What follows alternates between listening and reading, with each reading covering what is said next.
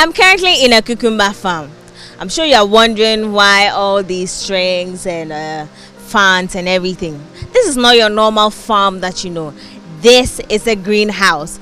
Now government is focusing on greenhouse farming, and it's been a great initiative. Come with me and let's go through the various stages in greenhouse farming.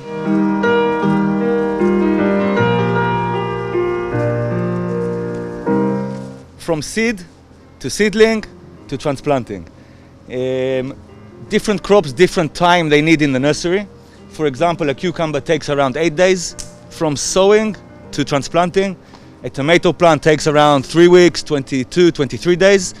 And the bell pepper will take like 25 days, more or less. It depends on slight changes in climate. Slightly warmer, you will save maybe a day or two. Maybe a colder night period, it will go to 26 days, but that's more or less the vary. Okay, we have potting soil, special potting soil for nursery seedlings. The concept of doing seedlings and not direct sowing, which of course you can do also, is to build the root system, to have a strong root system before transplanting, and eventually you harvest quicker. So if I took a seed and transplanted it in the field, I took a seed and did it here and transplanted after, from the one here I will harvest before the one there. Okay, so it's just preparation, acclimatization before transplanting. At the moment you see it's quite empty. The plant is quite full with the planting material. Okay, and as we can see, we have all of our greenhouses are covered with polyethylene, which is not necessarily an advantage in a climate like this because it's very hot, as we can feel. But it is an advantage, and also on the sides we have the net, it's called insect net. The advantages are two main ones. One is protection from rain. As much as rain is good because it's a water supply, it also causes lots of damage. Fungal diseases, flooding, damage to leaves. And on the other aspect is keeping insects out. The biggest problem, especially in we're in Ghana, but in tropical regions in general, is IPM matters. Okay, it's integral pest management. There is pest, it's very organic here, it's very green, lots of living insects everywhere, and it causes havoc and critical damage to farmers outside, and it's a big challenge. So here we have the ability to keep everything closed, sealed, and our main goal is to prevent insects coming in. Seedlings from the nursery that grows directly in water solution. Okay, what is in the water solution? Fertilizer. Okay, so it's clean water from the beginning. In addition to feeding it with nutrition and fertilizer, but it's accurate fertilizer. It's science, it's mathematical, it's measured daily, adjusted to the milliliters of fertilizers we need to add to give the optimal quantities. So in the back there you can see some lettuce, here there is some basil that we need to throw. And we can see here the bubbles. If you can see in the empty one, it's oxygen. Constant pumping of oxygen into the water, otherwise the roots will die in just sitting in water with no air. And this is the system. We grow mainly lettuce here. Okay, it's too hot to grow really something else. But a lettuce seedling from a seedling this big to harvesting a lettuce like this is anywhere between 2 weeks and 3 weeks, which is very fast.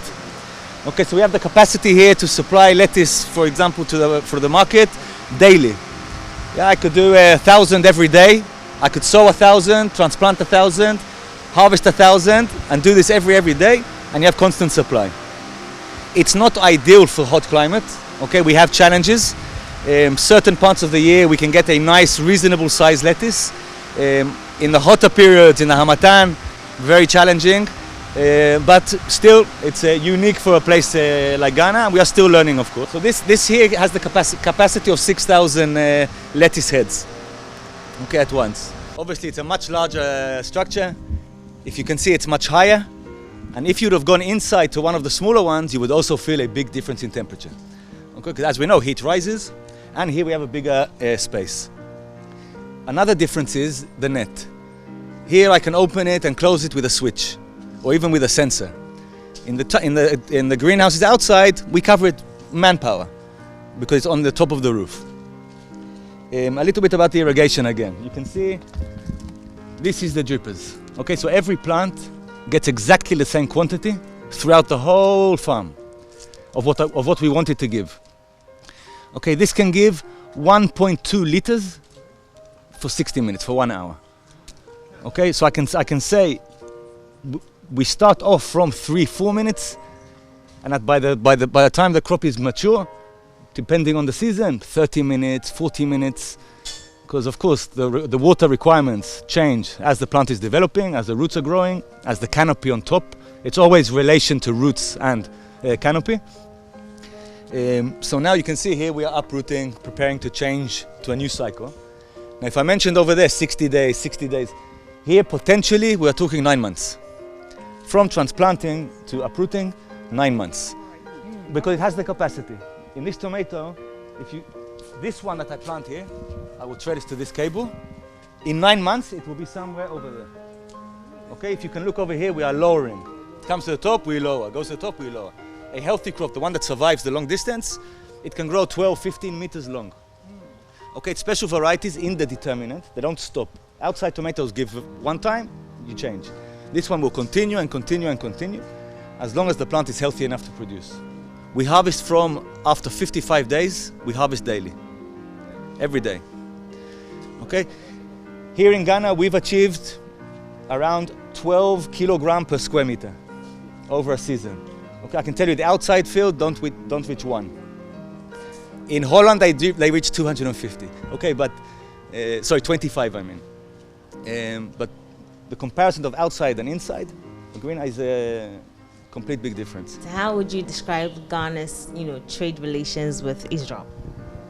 There's a lot of activity between Israeli and Ghanaian companies, and it's definitely growing throughout the years in various sectors.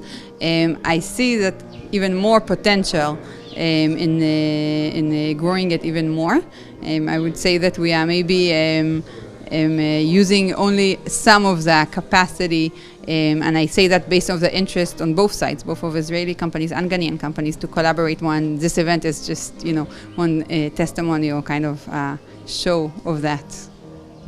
So how is Ghana collaborating with Israeli investors with their technology to come to Ghana? This is just AgriTop itself is an example for a collaboration like that between MOFA, Ministry of Agriculture, and an Israeli company that is basically helping educate in greenhouse farming. And the graduates of this program come for a G2G, a government agreement between Ghana and Israel to train in Israel for a year in agriculture. So this is just an example of an activity, but on the private sector we see activities in various sectors. So from the more advanced, cybersecurity, fintechs, data-driven activities, through agriculture, health technologies, infrastructure, of course, water technologies. So there's a lot of areas of collaboration, and there's different kinds of collaboration. Sometimes it's Israeli investors that are coming to invest here. Sometimes it is companies that want to share the technologies, to import, export from Israel to Israel. And what we are also trying to drive is try to see how we can promote joint R&D. So Israel is very strong in research and development, and we think that more can be done in collaboration with the Ghanaian market in order to make sure that research is also done to solve problems of Africa or of Ghana.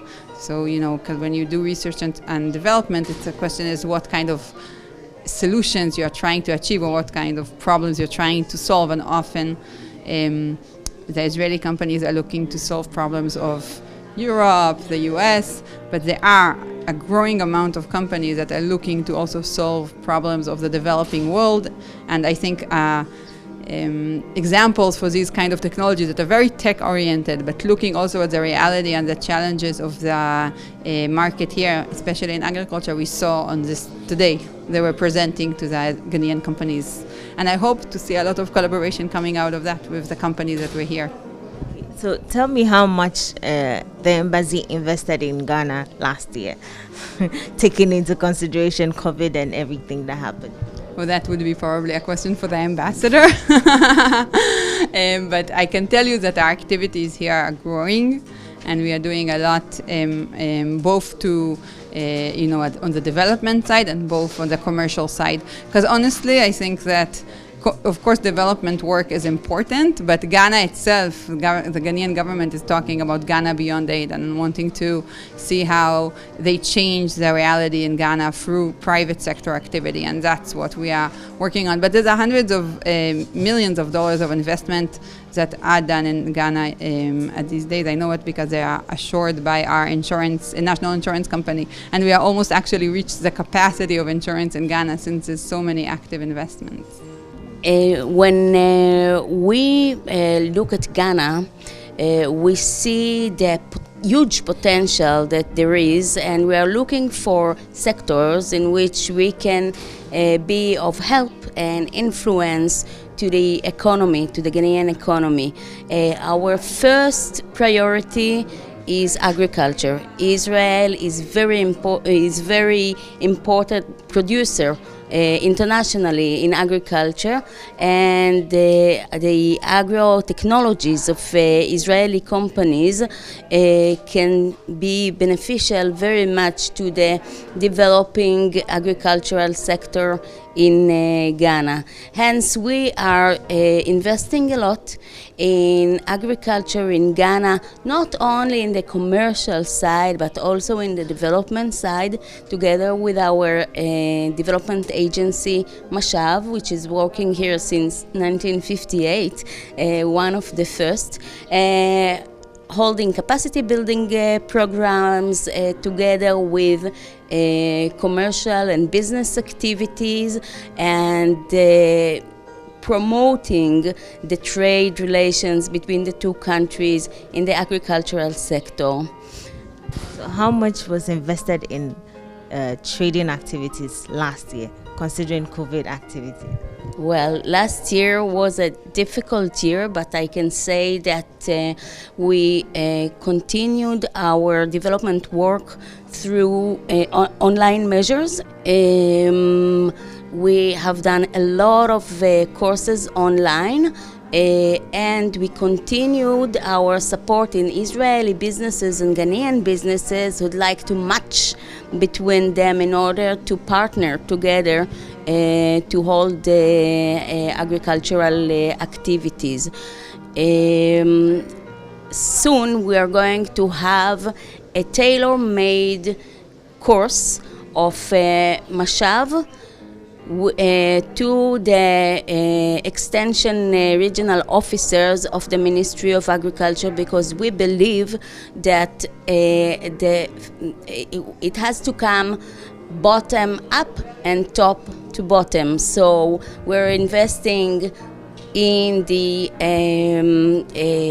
youth and sending them to Israel to 11 months on-the-job training in Israel, and we're working together with the Ministry of Food and Agriculture in Ghana in order to train their own officers and to help them promote technologies that will help the farmers have a better yield in the best quantities possible. Currently, the trade relations in general are low because we are looking only on the commodities that is traded between Israel and Ghana. But I believe that Israel has a value in supplying Ghana the means to add value to their product. So if we're talking about cocoa, or if we're talking about tomatoes or anything else, actually, Israel can bring the know-how and experience, and Ghana will have the results at the end of the day, and the money will return back to Ghana, and this is what we believe in.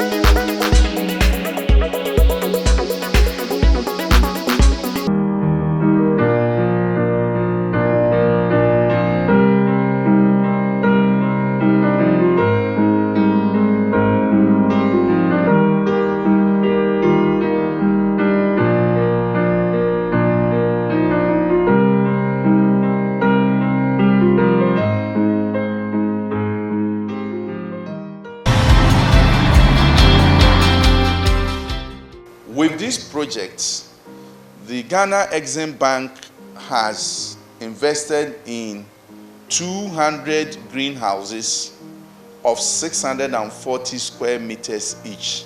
Maybe that might be the largest greenhouse project. If you take MOFA and Agritop, it's about 1.3 hectares of commercial production per center. That brings it to 3.9 hectares. The 200 greenhouses of Exim Bank, I think, takes us to about 12.8 hectares, all in all. But they are not located at one place. And the way Exim Bank did was that it took up the heavy lifting from youth, because the greenhouse initial investment cost is very high. And if you are a young person and you want to go into greenhouse, the small money that you have, you will lose it, because you cannot invest in a greenhouse that will give you the optimal yields and return. So Exim Bank decided to finance everything. It's like a turnkey, right from importation of greenhouses, installation of greenhouses, production of greenhouses, training of the young people in the greenhouses, post-training support, and also market facilitation.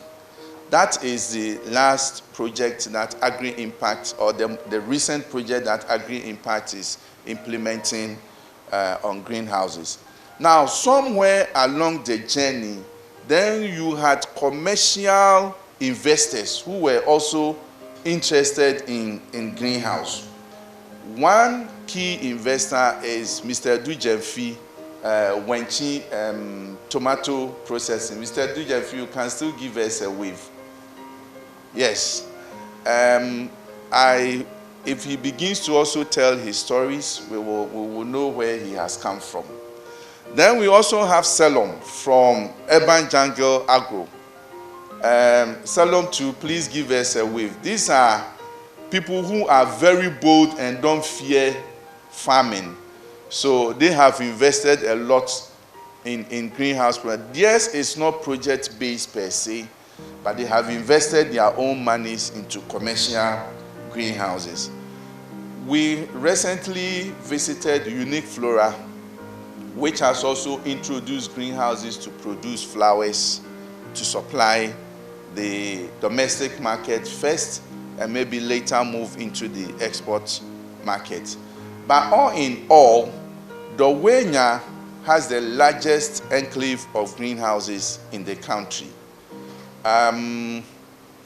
Beside NEIP, Agritop, and UGEP, there is also a flower company in Dawenya by the Dutch, which is producing green plants and exporting to Holland. That is also at the Dawenya enclave. So the Dawenya enclave, as we speak now, has the highest concentration of greenhouses, and I wouldn't be surprised that it may account for more than 50% in terms of space of greenhouses that we have in the country. What have we seen over the years? First, let me talk about the design of greenhouse structures. The first structure that MOFA brought to Ghana were more of tunnels. They did not have any vents, and they were all covered with plastic. So more or less, excuse my word, it looked more like an oven than a greenhouse. But this is a greenhouse that works very well in Europe. But bringing it into Ghana, which is very hot and having no vent, means that temperatures were going to be very high. I remember at Vapo, we were producing in one of those greenhouses, and our staff, the lady there, collapsed because of high temperature, because it was more than 50 degrees Celsius. So she just collapsed, and we had to take her to the hospital. Can you blame MOFA? No, because at that time, the knowledge of greenhouse industry and technology in Ghana was low. So if you get an expert who comes to you and says that I can put up these greenhouses, you go with that expert. So that was the design. It was tunnel but no vent. Then another design that came was also the Dizengoff design, which were smaller in sizes. It did not have vents, but I think it had more net on the sides than plastic. But that was also too small. People who went into production in those greenhouses had their own experience, which I will not share here. Then we also came with our greenhouses from Israel, and the height was 4.8 meters, and the zenith height was 3 meters.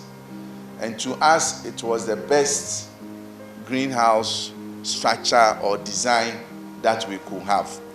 Then Salom also came with the giant one. Is it 4,000 or 5? 5,000 square meter greenhouse. That is huge. That is the half of a football field. Football field is 10,000 square meters.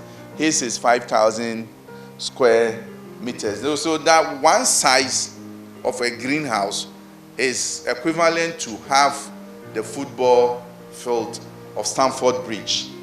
The ones that we had from 210 square meters to 510 square meters. Those were the ones we had at Brekusu. We brought an expert from South Africa to come and check the greenhouses in Ghana, and his conclusion was that based on our weather, temperature, and humidity, it's advisable to stay within the width of 10 meters. That was his recommendations. Maybe that was also our knowledge by then and the kind of technology we wanted to use at that time. Now, with all this evolution of greenhouse industry in Ghana, most of the greenhouses that we had, whether it was a tunnel or the net or 5,000 square meters or 240 square meters, irrespective of the design of greenhouse that we had in Ghana, we were all having the challenges of heat and humidity. And we still have it now. The recent greenhouses that we brought from Spain, from MSC, which is the largest greenhouse manufacturing company in Europe, has a height of 6.8 meters as against the 4.8 meters that we brought from Israel. So it's very high. But when we go to Dawenya, we can record temperatures up to 40 degrees. So the issue of humidity and temperature is still a major concern to greenhouse producers in Ghana.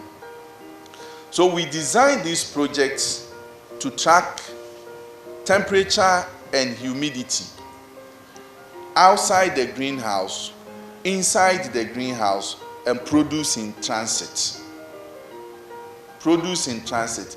Produce in transit in the sense that if I harvest my greenhouse from Brekusu or Dawenya, from Agritop, and I'm not using a cold van, and I'm transporting in an ordinary vehicle, from the time I pick my produce at Dawenya, I have to check the temperature. By the time I get to Makola, Abobloshi, or wherever I'm going to, I should also know the temperature for us to determine how the plants perform between the point of supply and the point of selling, whether there has been any change in temperature build-up or temperature reduction. So that was one aspect of the project. The other aspect of the project is that what is the difference between the temperature outside the greenhouse and the temperature inside the greenhouse to inform us of what kind of design we should bring up. Now, we realize that in Ghana here, almost every location, the temperature outside the greenhouse is cooler than the temperature inside the greenhouse, irrespective of the design, except that the differences are huge. in some places. If you have the tunnel type, then the temperature difference is so high. For example, whilst outside you will record about 37 degrees Celsius, inside you can record about 48 if it is tunnel. If it is top vent and the temperature is high, you can have some marginal changes in the temperature. I think there's a session that will give us the results of our finding. But colleagues, this is how far we have come in terms of greenhouse. Somebody was asking, is this something we should pursue? Yes, of course. When I came to this world, there were aeroplanes, and still we see planes crashing. And we have not stopped flying aeroplanes. And when I was coming, I was thinking about this ship. Is it Titanic or something? Yeah, which was built. And then it crashed. But people have not stopped using ship. So sometimes when it is in agriculture, then the noise is plenty. And we forget that even in the health sector, where we have professors in certain specialization, and you can have professor emeritus in certain disease controls, they still get people who die in their hands. But when we have our crops dying for diseases, then it becomes a big media issue. Of course, food is important, so if plants are dying, we should all be concerned. I'm sure in some few hours, if they don't put food on this table, all our faces will begin to change, except me. And most people will have their faces change. So thank you very much. This has been the journey of the greenhouse industry in Ghana. This is where I end today's episode of Food Chain. Today's episode of Food Chain was a compilation of events attended over the week in Accra. My name is Emma Davis. Thanks for watching Food Chain.